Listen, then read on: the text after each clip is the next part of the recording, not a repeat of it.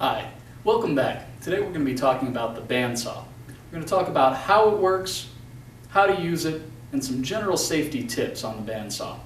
So stay tuned. The bandsaw is powered by two different wheels, the drive wheel and the guide wheel. The lower drive wheel is the one connected to the motor that actually spins the blade, while the upper guide wheel keeps the blade to tension and on track so it doesn't fall off.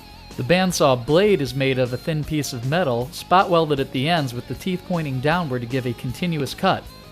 The bandsaw can be used for ripping or cross-cutting.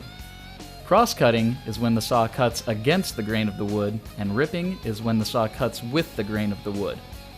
The bandsaw is capable of making straight cuts, just like you would on a radial arm saw or table saw if you use the miter gauge. Now let's talk about safety using the bandsaw. The first thing to do when using the bandsaw is lower the guard, also called the hold-down guide.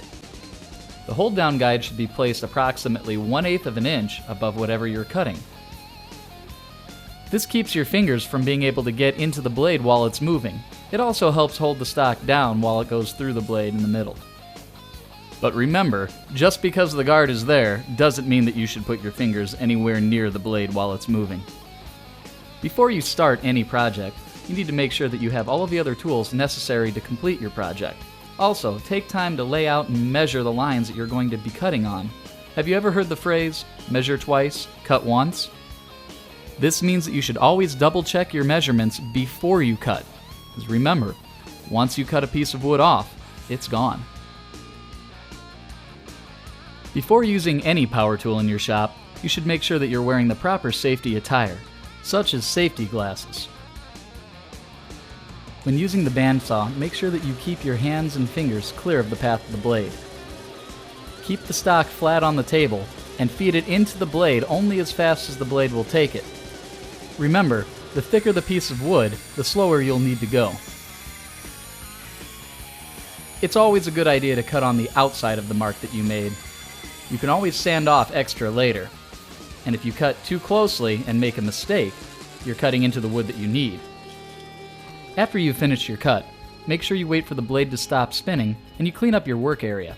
You should never walk away from a machine while it's running or still moving. You should be able to see the line that you drew even after you make your cut. Without using the miter gauge, the bandsaw is capable of making curved or arced cuts as well. That being said, you can only turn the piece of wood so much before you'll either break the blade or pull it off of the guide wheel. To keep that from happening, make a series of short, straight cuts right up to the line that you're trying to cut to. These are called relief cuts, and they will relieve the tension on the blade and make it so that you don't have to back out as far if you make a mistake. Again, you shouldn't cut all the way to the line you've made. If you cut too far, you're cutting into the wood that you need. After you've made your relief cuts, cut along the outside of the line you've drawn as you normally would. As you feed the stock into the blade, turn it to steer the blade into the correct direction. If you make a mistake, back out slowly and correct yourself.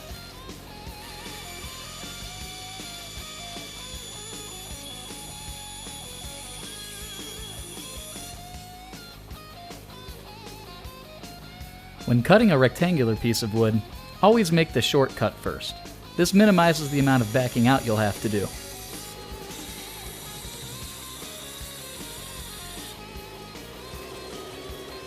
If the bandsaw is making a strange noise, it could mean that the blade is about to break at the weld, or it may just be that the teeth are touching the roller.